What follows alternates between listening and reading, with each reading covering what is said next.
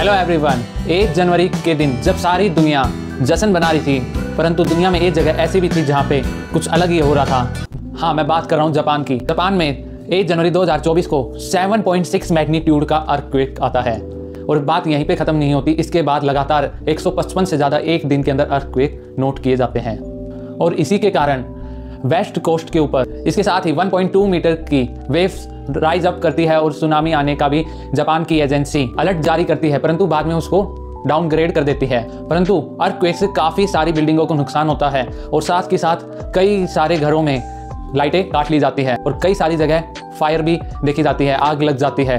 2 जनवरी को 55 डेथ हो जाती है जापान में। जापान के पीएम ने बैटल अगेंस्ट टाइम सिचुएशन है ये, और बात यहीं नहीं रुकती। 2 जनवरी 2024 को टोक्यो में एयरपोर्ट के ऊपर एक प्लेन हादसा भी हो जाता है। जापान की एयरलाइंस का प्लेन टोक्यो के एयरपोर्ट पर जापान कोस्ट गार्ड के एयरक्राफ्ट से टकरा जाता है, जिसके कारण दोनों प्लेनों में आग लग जाती है। जापान कोस्ट गार्ड का प्लेन जो था वो अर्थक्वेक में फंसे लोगों की मदद करने के लिए उड़ान भरने वाला था, पर जापान एयरलाइंस के प्लेन लैंड करते समय जापान कोस्ट गार्ड प्लेन के साथ क्रैश कर जाता है, जिसके कारण दोनों प्लेनों में आग लग जाती है। जो जापान कोस्ट गार्ड प्लेन था उसके अंदर 6 में से 1 यात्री बचता है, जो कैप्टन होता है प्लेन का, 39 ईयर्स ओल्ड का।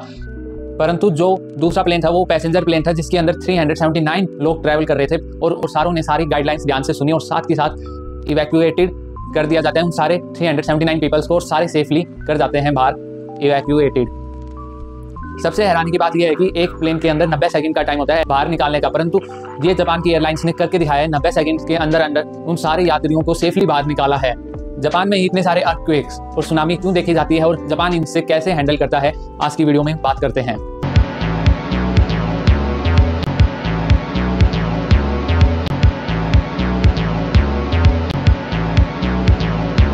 जो अर्थक्वेक आया उस 2014 सी ऑफ जापान अर्थक्वेक और तो पेनिनसुला अर्थक्वेक के नाम से भी बोला जा रहा है। और ये जो अर्थक्वेक आया मोटो पेनिनसुला के ऊपर आया है।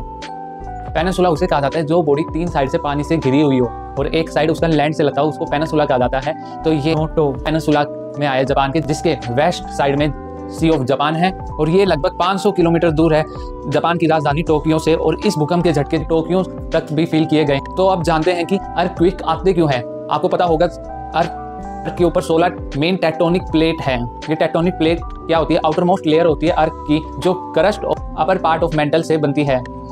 अर्थ की कोर से हीट कन्वर्जन करंट निकलते हैं, जिसके कारण इन प्लेट्स में मूवमेंट होती है और ये आपस में भिड़ती है, तो उसके कारण अर्थक्वेक आते हैं।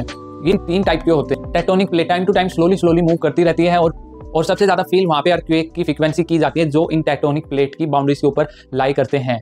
और जापान को भी आप देखोगे तो जापान भी 4 मेजर टेक्टोनिक प्लेट की बाउंड्री के ऊपर लाई करता है। Pacific plate, Philippine plate, Eurasian plate और नॉर्थ अमेरिकन प्लेट। और सबसे ज़्यादा एक्टिविटी पैसिफिक प्लेट में देखी जाती है। और पैसिफिक प्लेट को आप देखोगे तो इसे हम रिंग ऑफ फायर भी कहा जाता है, क्योंकि यहाँ पे बहुत सारे वोल्केनो हैं जो काफ़ी एक्टिव हैं।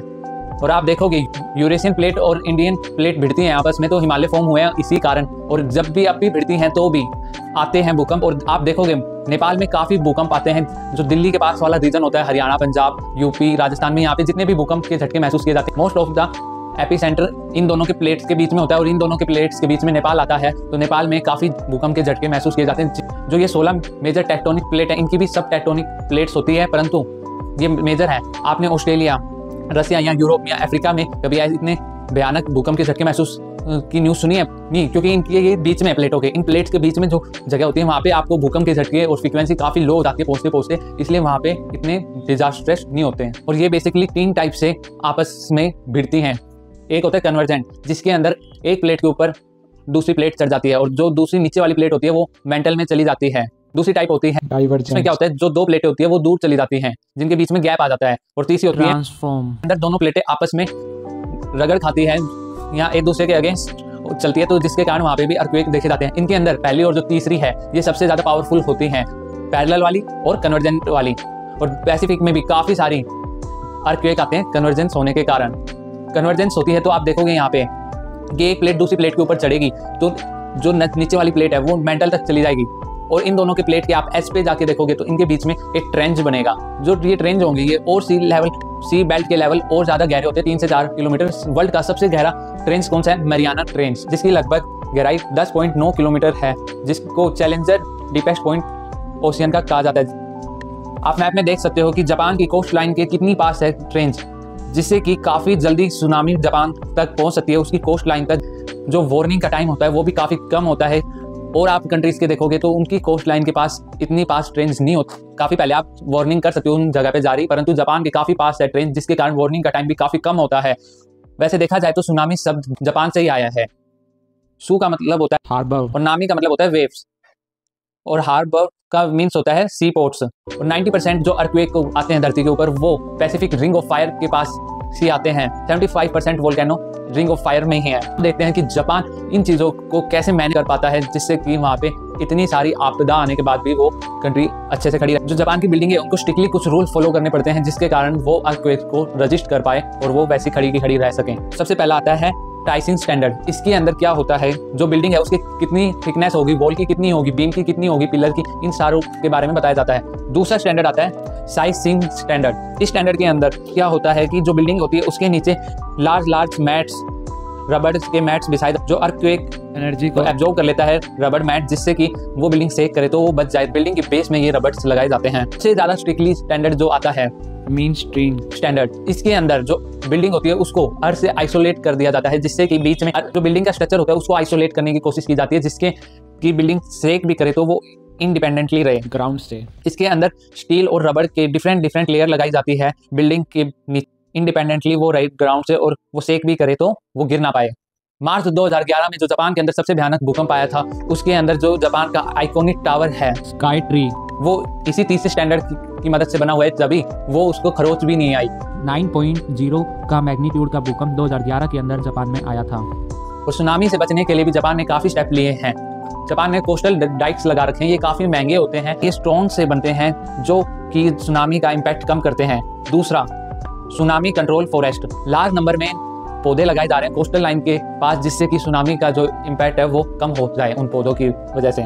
इवैक्यूएशन टावर बनाए गए हैं, उस टावर के ऊपर चले जाएं जिससे कि वो सेफ रह सकें वहाँ पर। उन्होंने इम्प्रूव कराया है अपना वार्निंग सिस्टम को, और ये time to time evacuation drill भी करवाते हैं, जिससे कि लोगों को पता चल जाए कि सुनामी आए या भूकंप आए तो उनको किस टाइप से उसको डील करना है और कैसे बच के वहाँ से निकल सकते और अपनी लाइफ सेव कर सकते हैं। सी वॉल्स बनाई गई है कोस्टल लाइन के ऊपर, जिससे कि जब भी सुनामी आए वो वॉल्स उसको रजिस्ट कर सकें। 22,000 मील्स लॉन्ग है कोस्टल लाइन जापान की, उसमें से 40% के ऊपर ये सी वॉल्स बनाई गई है। 2011 में जब के अंदर जो सुनामी आई थी, जो जापान का न्यूक्लियर पावर प्लांट है फुकुशिमा, सुनामी आने से उसके अंदर न्यूक्लियर रिएक्टर डैमेज हो गए थे, और जिसके कारण रेडिएशन फैल गई थी पूरे पैसिफिक ओशियन के ऊपर। और 2011 के भूकंप और सुनामी के अंदर 20,000 से ज़्यादा लोग मारे गए थे जापान के अंदर। परंतु सबसे अच्छी बात यह है, इन्होंने काफ़ी अच्छे से इस भूकंप को डील करा, जिसके कारण डेथ रेट काफ़ी कम रहा। और कि आप जब भी प्लेन में ट्रैवल करें तो जब भी वो इंस्ट्रक्शन देते हैं तो आप उनकी सारी बातों को ध्यान से सुने, तभी वो 379 पीपल्स को बाहर निकाल दिया गया सेफली विद इन 90 सेकेंड्स के अंदर। और ये पूरी दुनिया के सामने प्रूव कर दिया जापान वालों ने कि 90 सेकंड के अंदर इस एक फ्लाइट के अंदर से इतने सारे पैसेंजर को निकालना मुमकिन है।